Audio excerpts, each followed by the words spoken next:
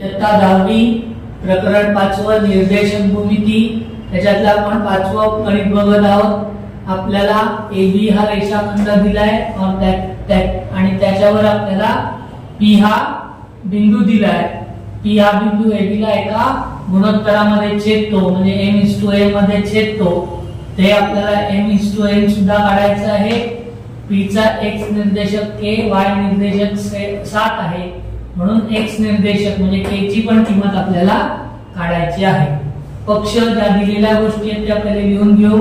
x1 बरोबर 8 y1 बरोबर 9 x2 बरोबर 1 y2 बरोबर 2 x बरोबर k y बरोबर 7। साध्य आहे m:n बरोबर काढायचं आहे आणि k ची किंमत काढायची। उकल आता आपल्याला x ची किंमत दिलेली नाही, y ची किंमत दिली आहे आणि म्हणून y वरून आपण काय करणार आहोत, पहिल्यांदी mn म्हणजे m:n हे गुणोत्तर शोधून काढणार आहोत।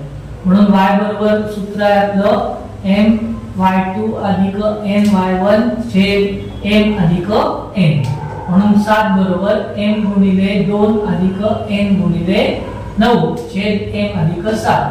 m अधिक n हे छेदार आहे, उजव्या बाजूला डाव्या बाजूला येताना ते गुणिले होतील म्हणून 7 कंसात m अधिक n बरोबर 2 गुणिले n 2m अधिक 9 गुणिले n 9m।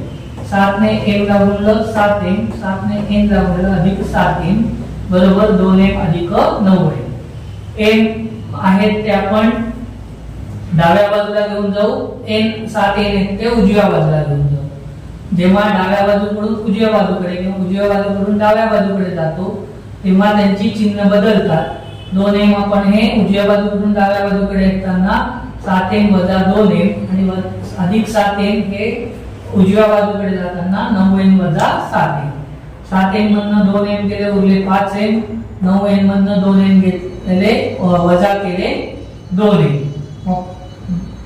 इथे यांच्यामध्ये कोणताही चिन्ह नाही, याचा अर्थ गुणिले आहे म्हणून n जे आहे ते डाव्या बाजूला आल्यावर भागिले होतील म्हणून n/n, 5 उजव्या बाजूला आल्यावर भागिले होतील म्हणून 2/n। म्हणून गुणोत्तर मिळालं m:n बरोबर 2:5। आता या गुणोत्तरावर आपण काय करणार आहोत, या k ची किंमत काढणार आहोत। त्यासाठी आपण x सूत्राचा वापर करणार। x बरोबर mx2 अधिक nx1 छेद m अधिक n। x ची किंमत k बरोबर m ची किंमत 2 x2 ची किंमत 1 2 गुणिले 1 अधिक n ची किंमत 5 गुणिले x1 ची किंमत 8 म्हणून k बरोबर छेद 2 अधिक 5 म्हणून k बरोबर 2 8 40 5 अधिक 2 7 म्हणून k बरोबर 40 अधिक 2 42 छेद 7 7 1 7 7 6 42 म्हणून k बरोबर 6 हे आपल्याला किंमत मिळाली। इथे आपलं 5वं गणित संपलं। 6वं गणित बघूया। 6व्या गणितात आपल्याला AB हा रेषाखंड दिलाय आणि त्याचा P हा काय आहे, मध्यबिंदू आहे म्हणजे तो काय करतो, दोन समान भाग करतो AB चे आणि म्हणून आपण इथे मध्यबिंदूचं सूत्र वापरणार आहोत। आपल्याला P चे निर्देशक काढायचे म्हणजे x आणि y ची किंमत काढायची आहे। पक्ष आपल्याला दिलाय x1 बरोबर 22 y1 बरोबर 20 x2 बरोबर 0 y2 बरोबर 16। साध्य आहे आपलं x आणि y।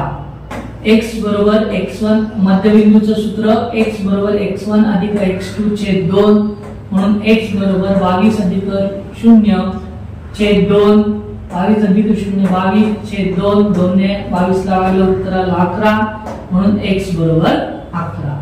y ची किंमत काढण्यासाठी y बरोबर y1 अधिक y2 छेद 2 म्हणून y बरोबर 20 अधिक 16 छेद 2 20 अधिक 16 36 छेद 2 2 ने 36 ला भागलं उत्तर आलं 18 म्हणून y बरोबर 18।